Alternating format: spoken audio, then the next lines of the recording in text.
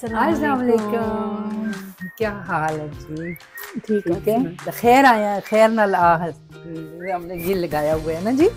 Welcome welcome welcome. कैसे हैं आप? कश्मीरी का आपके लिए लेडीज के गोल्डन ग्लास हैं जी, तो जेंट्स के हमने सिल्वर। अच्छा है ना, ये बहुत सारी चीज़ों के लिए अच्छा है।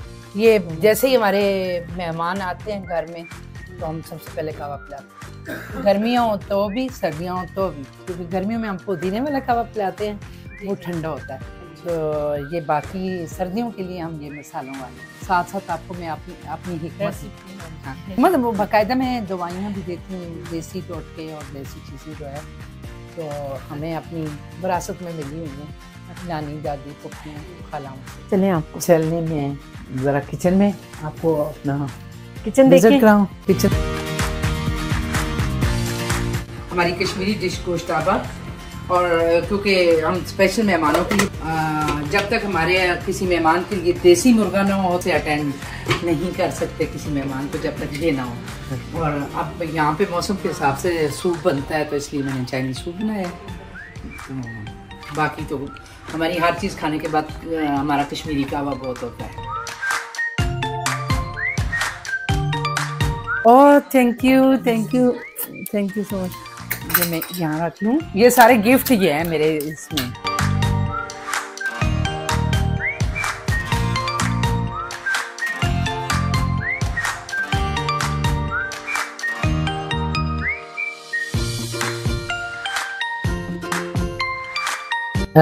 ये मैंने सेब का मुरब्बा बनाया हुआ है इस तरह सादा, और क्योंकि फिर वही बात आ जाती है कि हम कश्मीर से हैं तो कश्मीर में सेब बहुत होता है, तो इसके ऊपर मैंने 4 मार्क्स डाला है।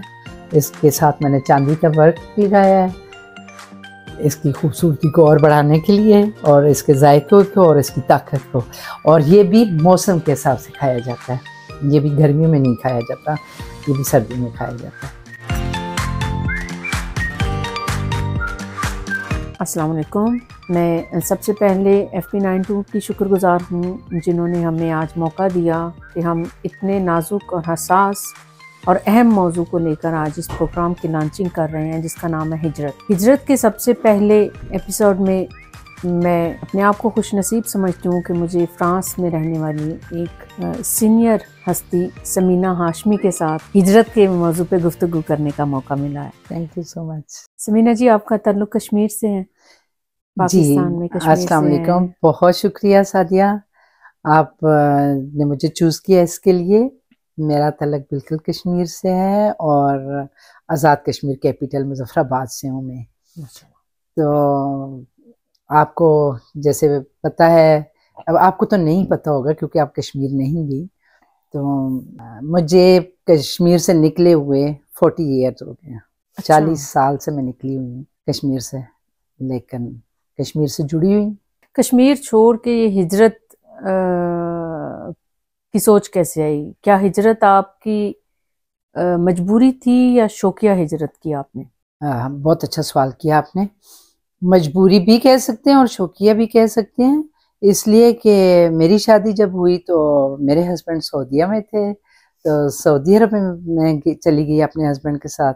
तो फिर वो तो मजबूरन मुझे शिफ्ट होना पड़ा, और पेरेंट्स के फैसले होते हैं तो जिधर माँ बाप कहेंगे, तो वो उम्र भी ऐसी थी, टाइम ऐसा था, हमें अपने माँ बाप की ही बात सुननी पड़ती थी। तो आज से 40 साल पहले बहुत अहम होते थे माँ बाप। अहम तो हर दौर में है, बस ये है कि आज से 40 साल पहले आप कह सकते हैं कि हमारे हाथों में हमारे फैसले इतने नहीं थे बिल्कुल। और वही चीज आज तक हमारे दिलों में है। अब माँ बाप हयात नहीं रहे, अल्लाह उनकी मग़फ़िरत करे, लेकिन फिर भी आज भी हमें वो डर रहता है। तो माँ बाप का फैसला था, जबकि मैं गवर्नमेंट जॉब मेरी स्टार्ट ही हुई थी, 11 मंथ हुए थे मेरे जॉब को, तो मेरी अम्मी ने कहा कि आप लोगों ने इकट्ठे रहना है, या वो वापस आ जाए और या तुम चली जाओ उसके पास। तो फिर ज़ाहिर है डिसाइड यही था कि मैं नहीं जाना है, क्योंकि हस्बैंड ने तो नहीं आना था, उन्होंने बहुत सारी जिम्मेदारियां निभानी थी। जी बिल्कुल। अच्छा, मुझे ये बताएं कि कश्मीर को वैसे भी जन्नत नज़ीर कहा जाता है। जी बिल्कुल। और एक इंसान के लिए वो मिट्टी जिसमें वो पैदा होता है, बचपन गुजारता है, बहुत ज़्यादा अहमियत रखती है। उस मिट्टी को छोड़ के आप फ्रांस में आई, इधर अपनी ज़िंदगी गुजार रही हैं अरसा कुछ सालों से। क्या इधर आके जो ज़िंदगी ने आपको आसानियाँ दी, आसाइशें दी, क्या इन आसानियों आसाइशों के बदले में आपके लिए उस मिट्टी की खुशबू को भूल जाना आसान है? सवाल ही नहीं पैदा होता कि मैं भूल सकूं, बिल्कुल भी नहीं। ऐसे कैसे हो सकता है कि हम भूलें? ये देखें, सारी सारी जिंदगी इधर लोग रहते हैं, फिर उनके जनाजे जाते हैं पाकिस्तान, तो वो अपनी मिट्टी की खिंचाव है, वो उसी मकनतीसी एक ताकत है उस मिट्टी की जो हमें वापस वहाँ बुलाती है। अगर हम जिंदा भी हर साल न जाएं, 2 साल बाद जाते हैं, 3 साल बाद जाते हैं, शादियों में जाते हैं, मौतों पे जाते हैं, हर लिहाज, इवन वोट देने चले जाते हैं, हम तो नहीं छोड़ सकते, कभी भी नहीं छोड़ सकते। बेशक, इसमें कोई शक नहीं, इंसान अपने रूट्स को भुला के कभी भी नहीं भुला सकते, जिंदगी नहीं गुजार सकता। बहुत खूब। अच्छा, मुझे आपसे एक सवाल ये करना है कि हिजरत के बहुत से पॉजिटिव साइड्स भी होती हैं और नेगेटिव इफ़ेक्ट्स भी होते हैं। आपने जो हिजरत की ज़िंदगी में, 2 दफ़ा हिजरत की, एक दफ़ा सऊदीया, पाकिस्तान से सऊदीया गई, फिर फ्रांस की तरफ हिजरत की। उस हिजरत में, मतलब उस हिजरत ने आपकी ज़िंदगी में क्या क्या असर डाला? क्या उसमें नेगेटिव पॉइंट्स थे और क्या इसमें से आपको मस्बत हासिल हुआ? देखें जी, मसला ये है सादिया कि हमें ये सिखाया गया बचपन में कि आप सीखने के लिए, नबी पाक सल्लल्लाहु अलैहि वसल्लम का फरमान है कि आप सीखने के लिए चाहे चीन तक जाना पड़े। बेशक तो चीन मुल्क तो नहीं था तब, लेकिन दूर दराज के इलाकों को चीन बोला जाता था, तो वहां तक भी आप जा सकते हैं और जाएं। तो जब मैं सऊदीया में रही ना, तो वो टाइम ऐसा था, यंग थे हम लोग, फिर बच्चे हुए वहाँ पे, बच्चों के साथ जो एक इंसानी फितरत है कि इंसान सहूलतों को जब देखता है, पाकिस्तान में तो वो सहूलतें आज भी नहीं है, और मुझे नहीं लगता, अल्लाह करे कि हो, मुझे नहीं लगता कि और 100 साल तक वो चीज़ें, वो सहूलतें हों, क्योंकि सऊदी अरब की जो सहूलतें हैं ना, वो मैं यहाँ यूरोप में आज भी नहीं देख रही, जो मैं गुजार के आई हूँ वहाँ की ज़िंदगी। और फ्रांस में आके जो बच्चे पढ़ाई का लेवल, जो चीज़ों का लेवल बहुत अच्छा है, और मेरा दिल करता है कि मैं दुनिया की हर कंट्री में जाऊं और मैं सीखूं, और ये ख्वाहिश, ये ज़रूरत, ये मजबूरी, ये सब चीज़ें हैं। और फिर जब ये आता है कि हमारे नबी ने हिजरत की है, तो हम पे हिजरत फ़र्ज है। बेशक बेशक, हिजरत तो सबसे पहली हिजरत हजरत आदम अलैहिस्सलाम ने बिल्कुल आसमान से जमीन की तरफ आए हिजरत की, जिससे आगे तो वो सारा सिलसिला चला। जी, वो हिजरत तो रोज़े अव्वल से इंसान की जिंदगी का हिस्सा है। ये तो आपने पॉजिटिव पॉइंट्स बता दिए। हिजरत के आपकी जिंदगी पे कुछ नेगेटिव असरात हों? नेगेटिव तो यही है कि जैसे कि मैं अपने उन लोगों को मिस करती हूँ, करती रहूंगी, अपनों से दूर। और गो कि आजकल ये टेक्नोलॉजी जो जितनी भी है, इतनी सहूलतें हमें मिल गई हैं। एक टाइम था कि हम खत लिखा करते थे बहुत खूबसूरत वो दौर था, बहुत अच्छा। और वो फीलिंग, रिवायत जो थी वो मेरे ख्याल में बहुत ही खूबसूरत, वो फीलिंग जब हम खत लिखते हुए हमारे आंसू गिर रहे होते थे खत पे, और बाकायदा वो आंसू वाला खत भेजते थे कि उनको पता चले कि हम आपको मिस कर रहे हैं, रो रहे हैं। और मेरे पास आज भी वो खत पड़े हैं मेरे बहन भाइयों के, और जो मेरे प्यारे थे, जो भी। तो वो ऐसा सा, अब ये है कि अब वीडियो कॉल हो जाती है, अब वो जुदाई इतनी नहीं लगती, अब इतना परदेश नहीं लगता। तो जब तक माँ बाप जिंदा थे तो परदेश था।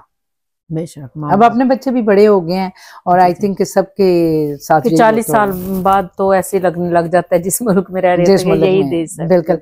और आप ये कह रही हैं कि मुझे ज़रूरत थी, या जिस तरह भी, मुझे अच्छा लगता है कि अपनी ज़िंदगी में कोई चैलेंज होना चाहिए। क्या मैं ये कर सकती हूँ? क्या मुझे ये करना है? बहुत लोग हैं यहाँ पे आके फ्रांस में फ्रांस से फिर यूके चले जाते हैं, अमेरिका चले जाते हैं, जिधर सहूलत फील करते हैं चले जाते हैं। वो भी परदेस है, ये भी परदेस है, लेकिन मुझे ना फ्रेंच सीखना अच्छा लगा, फ्रांस अच्छा। में रहना अच्छा लगा, फ्रांस के लोग मुझे बहुत अच्छे लगे, क्योंकि इस शहर से पहले, मैं रोuen से पहले मैं लोआव में रह के आई हूँ। लोआव यहाँ से भी 100 किलोमीटर इस आगे कोस्ट पे, हाँ जी, बिल्कुल बॉर्डर पे। बिल्कुल। वहाँ पे ना सब आर्मी रिटायर्ड लोग और बुढ़े बुढ़े लोग और चर्च में काम करने वाले लोग थे, मजहबी कैथोलिक लोग थे वो, तो उनके साथ मेरे तलक थे। और अच्छा। जिस औरत ने मुझे फ्रेंच स्टार्ट कराई अपने साथ बोलनी, तो मैं उल्टी पुल्टी बोलती थी, यानी मुझे बूझू सवा के अलावा कुछ नहीं आता था। यानी गुड बाय की जगह मैं उसको सख्ती कह रही थी, कुछ कह रही थी। अच्छा, तो अच्छा। ये उस टाइम की बातें मैं खुद भी याद करती, मुझे बहुत हंसी आती है कि मुझे कुछ भी नहीं आता था फ्रेंच का लफ्ज़। अरबी मैं बहुत अच्छी बोलती हूँ, इंग्लिश भी गुजारा है, हमारी सेकंड लैंग्वेज है। ये दोनों ज़बानें तो जी, पाकिस्तान और में कश्मीरी भी है, कोर्स का पंजाबी भी हिस्सा है, है बिल्कुल। जी, सारा। तो उस पे वो बेचारी, अब अल्लाह मगफरत करे, क्योंकि वो इंसान थी, अल्लाह ताला ने जो इंसान बनाया है, वो उसकी डेथ हो गई है, तो मैं उसको मिस भी करती हूँ। मैंने लोआव में सीखी, सीनियर लोग थे वो लोग सारे बड़े बड़े, तो उन्हें बड़ा अच्छा लगता था कि मैं कश्मीर से आके और मैं उनकी ज़ुबान सीखती हूँ। अच्छा, वो गलती नहीं निकालते थे कभी भी, बात कर रहे हैं ना, अगर मैंने कोई उल्टा पुल्टा बोल दिया, या मेरा एक्सेंट सही नहीं है, या मेरे लिखने में या बोलने में मैं कोई इतना अच्छा नहीं बोल सकती, तो वो बड़े खुश होते थे, कहते हैं एटलीस्ट ट्राई कर रही है, ये सीख जाएगी, ये बहुत जल्दी सीखेगी। बेशक। समीना जी, मैंने आपसे ये पूछना था कि पाकिस्तान की मुआशरा जो है और फ्रांस का मुआशरा, ज़मीन आसमान का फ़र्क है। जी बिल्कुल। ज़ुबानों में भी बहुत फ़र्क है, मुकम्मल तौर पे दो डिफरेंट ज़ुबानें हैं। जी तो एक ऐसी हिजरत जो एक पॉइंट से उठा के आपको एक ऐसे पॉइंट पे ले आए जिधर कुछ भी सिमिलर नहीं है, कुछ भी सेम नहीं है, ना तो मुआशरती इक़्तिदार सेम है, ना ही मतलब सोच एक है दोनों मुल्कों के लोगों की, मुआशरे की, ना जुबान एक है, ना कल्चर एक है। इतना डिफरेंस होने के बावजूद इधर आके आपको क्या आसानियां और क्या मुश्किलात पेश आई, क्या क्या मुश्किलात पेश आई, और किसने आपकी मदद की इस मुआशरे में अच्छे तरीके से इंटीग्रेट होने के लिए, इस मुआशरे में बासानी अपने आप को जज्ब करने के लिए? कहाँ कहाँ से आपको मदद मिली और कहाँ कहाँ पे क्या क्या मुश्किलात पेश आई? बहुत अच्छा और बहुत डीप सवाल है आपका, क्योंकि मैं तो जो गुजर गया तो मैंने तो सोचना ही छोड़ दिया था उसके ऊपर। आज आपने मेरी पुरानी यादें ताज़ा कर दी। मुश्किलों को तो मैं कम याद रखती हूँ, क्योंकि फिर मैं उदास हो जाती हूँ। और आपकी इस बात मुझे वो शेर याद आ रहा है, किसी शायर ने क्या खूब कहा था, याद माजी अजाब है यार अब छीन ले मुझसे हाफिजा मेरा। बिल्कुल, ये बहुत अच्छी बात है, क्योंकि वाकई ही मैं मुश्किलात जो मैंने देखी हैं मैं उन्हें भूल जाती हूँ, भूलना भी चाहती हूँ कि जिंदगी मेरी बहुत छोटी है और कितना हमने जीना है। तो अब जो हमने सीख लिया, मैं उस पे ना अपने आप को अप्रिशिएट कर रही होती हूँ कि मैं बहुत लायक बच्चा हूँ माँ बाप का, और आप तो बच्चों की माँ हूँ।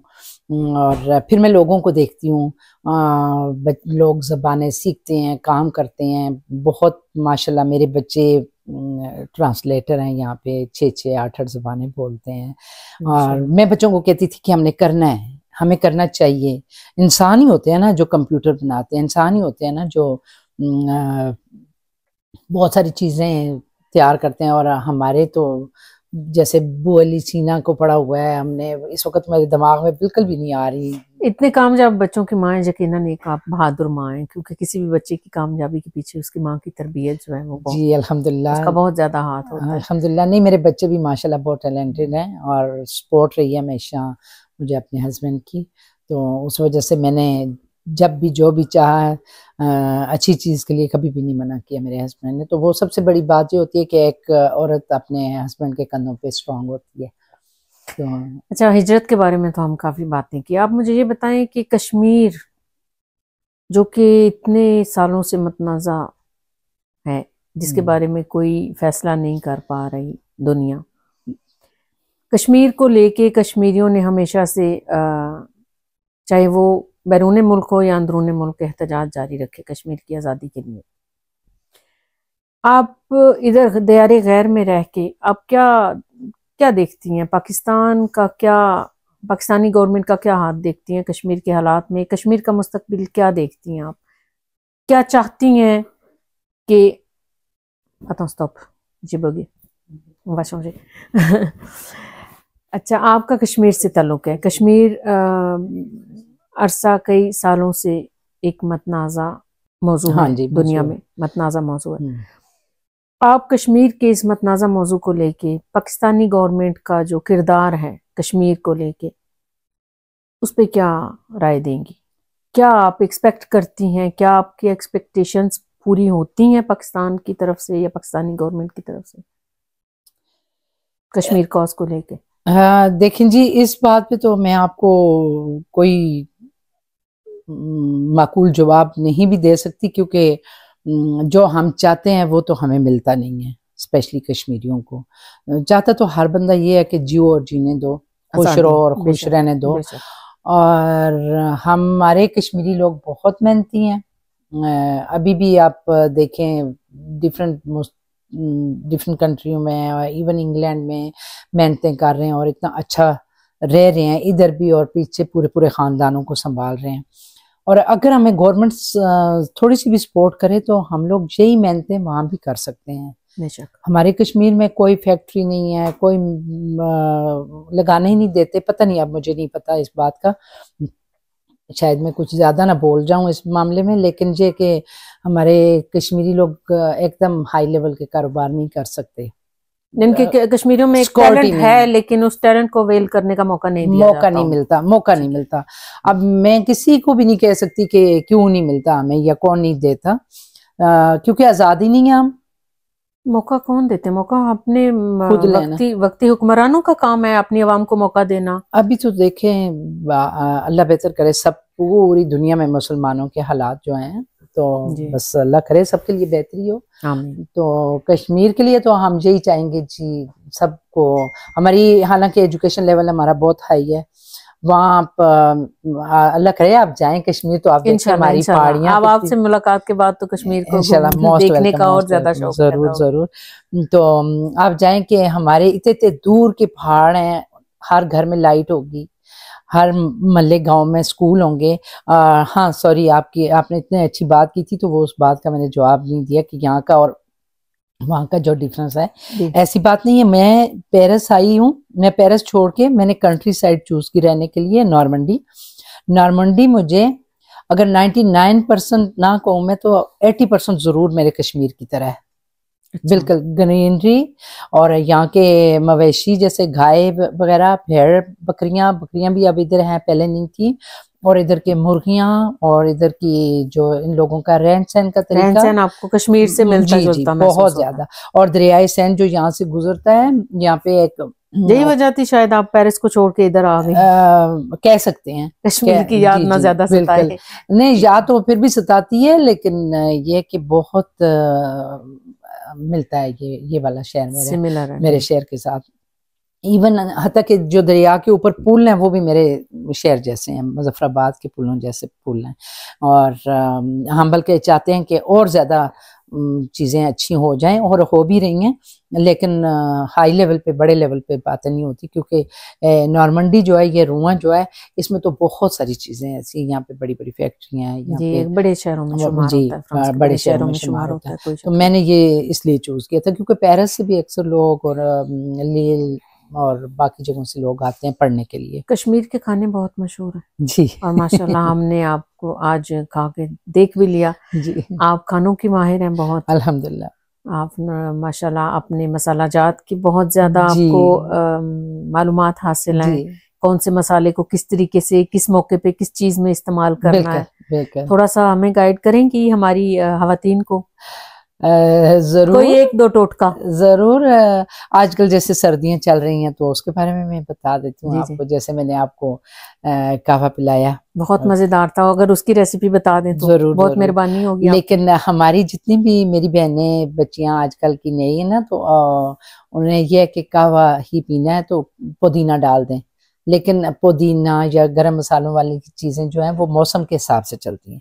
आजकल पुदीना बिल्कुल नहीं इस्तेमाल करना, किसी चीज में भी नहीं करना। अच्छा, जैसे धूप आ जाएगी मार्च अप्रैल के बाद, अप्रैल के बाद पुदीना तो इस्तेमाल। आजकल किस चीज का कहवा इस्तेमाल करना चाहिए? आजकल दालचीनी और सुंड, मतलब अदरक भी नहीं, अदरक की तासीर और होती है, सुंड की और होती है तासीर। अच्छा, जो अदरक ही सूखी होती है तो वो सुंड होती है। दालचीनी, सुंड और इलायची, ये कहवा आप आजकल, सब्ज इलायची। जी सब्ज इलायची। अच्छा, इवन अगर खाने से पहले आपने पीना है तो सिर्फ सब्ज इलायची का कहवा पिए, वो आपको भूख भी लगाएगी और आपके लिए अच्छा रहेगा। बहुत और शुक्रिया। फिर खाने के बाद आपने पीना है अगर, तो ये दालचीनी और सूंड वाला, क्योंकि सूंड जो है वो हाजमे के लिए अच्छी। और अगर आप सौंफ का इस्तेमाल, सौंफ का जायका आपको अच्छा लगता है, सौंफ का इस्तेमाल भी आप कर सकते हैं। सर्दियों में सौंफ का कहवा पी बिल्कुल सकते हैं? बिल्कुल पी सकते हैं। और हमारी जितनी भी हमारे खाने होते हैं, कश्मीरी खाने हमारे, उनमें हर खाने का मसाला अलग होता है। अच्छा, मुझे किसी टिपिकल हमारी चले चिकन जी। कोरमा में आप किस किस्म का मसाला जात इस्तेमाल करेंगे, ये बता दें।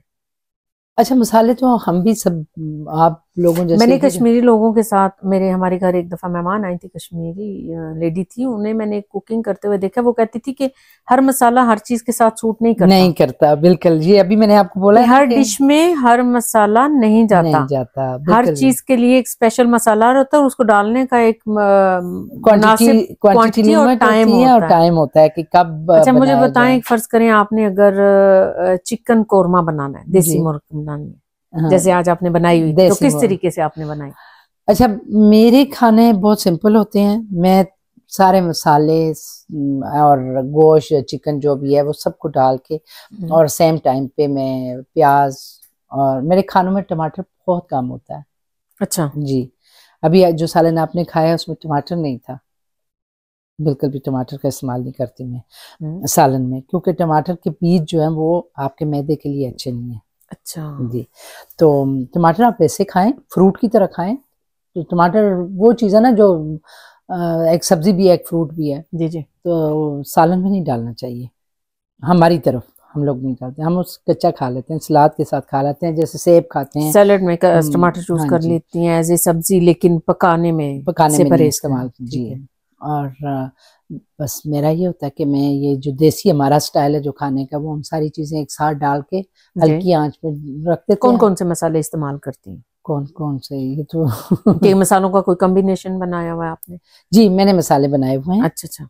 मसाले भी बनाए हुए हैं। और फिर उसमें भी ये है कि कुछ चीज़ें, कौन सा बच्चा कौन सी चीज़ नहीं खाता, उस हिसाब से भी अच्छा, मसाला बच्चों को भी बनाना ध्यान पड़ता है। रखें। कोई एक बच्चा लौंग नहीं पसंद करता है, एक बच्चा धनिया नहीं पसंद करता है, एक बच्चा कोई दूसरी चीज़ नहीं पसंद करता, काली मिर्च नहीं मुंह में आनी चाहिए। अच्छा, बस इस तरह करके तो वो फिर एक माँ ही अपने बच्चों को हैंडल कर सकती है, और या अपने जो मेहमान आए होते हैं उनके हिसाब से बंदा बना सकता है। अच्छा, हमारे जो खाने हैं ना, ये फिर यही बात आ जाती है फ्रांस की, कि ये फ्रांस नॉर्मंडी के खाने जो है ना, हमारे खानों से बहुत ज़्यादा मिलते जुलते हैं। जैसे मतलब इनके खाने क्रीम और दूध वगैरह में, दही में बनते हैं, तो हमारे कश्मीरी खाने भी दूध। अभी जो दूध। मैंने गोश्ताबा बनाया हुआ था, जी तो जी। ये गोश्ताबा जो है दही में बना हुआ है। अच्छा, दही के तो आपको खाने में पता नहीं चला होगा कि ये दही है या दूध है। नहीं महसूस हुआ, कोई जायका नहीं या आया। दही है हाँ या जी। दूध है, ऐसे होता है ना। तो फिर हमारे खानों में बहुत ज्यादा अंडे का इस्तेमाल होता है। अच्छा, अंडा तो सभी इस्तेमाल करते हैं, सब लोग ही करते हैं, लेकिन हमारे खाने में, कश्मीरी खानों में अंडे का बहुत इस्तेमाल होता है। आप आया करें, चक्कर लगाया करें। जी जरूर। समीना जी, आप माशाल्लाह एक सीनियर हमारी वो उर्दू में क्या बोलेंगे, मुहाजिर, जो जी पाकिस्तान से हिजरत जी जी, करके हिजरत, फ्रांस तशरीफ लाई। बिल्कुल।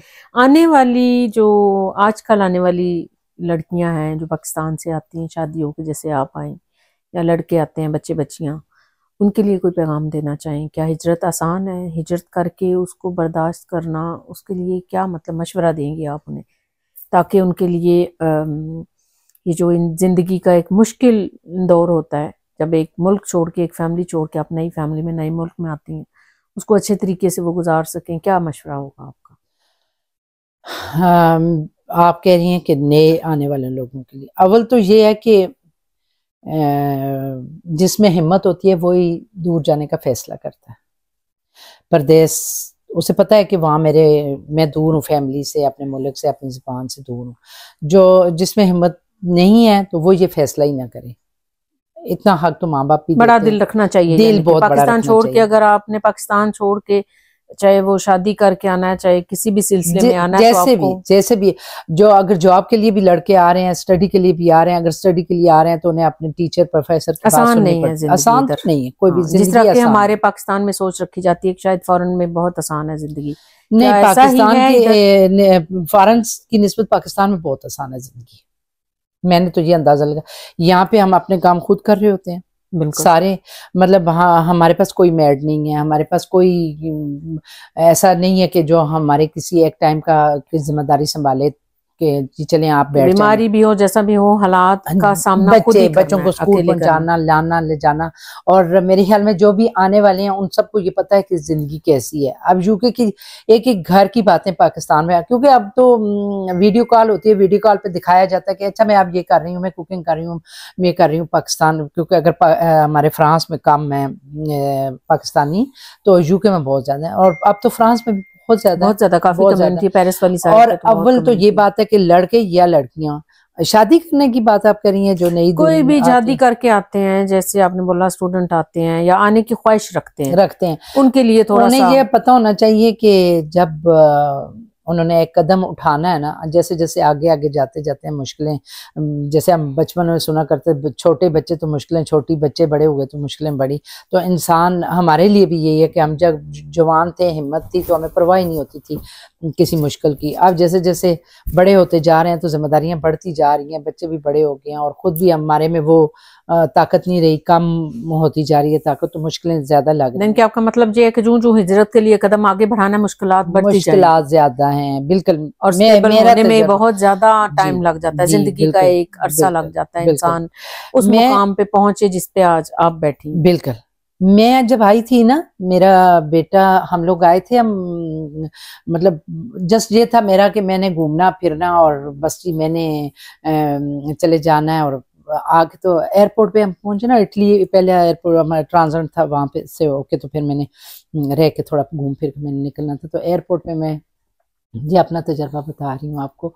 जब मैं वहाँ पे पहुंची तो ऐसे ही जैसे यहाँ का माहौल है, ठीक है पाकिस्तान में भी अब कम नहीं है बिल्कुल भी। तो वहाँ पे एक गोरा और एक काली, मतलब वो जा रहे थे और जाहिर है हमारे लिए नॉर्मल नहीं था।